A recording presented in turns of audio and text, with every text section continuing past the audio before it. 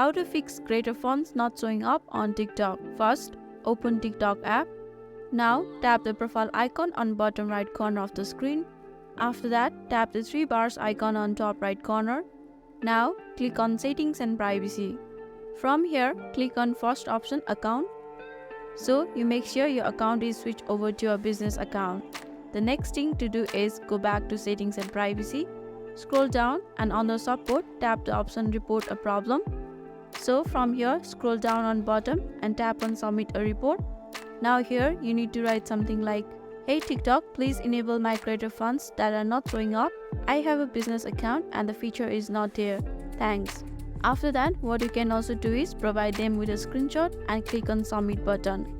And just like that, after a day or two, TikTok is going to enable your feature. So this is how you fix creator fonts not showing up on TikTok.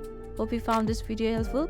Please don't forget to hit the like button and subscribe us for more tutorials. Thank you.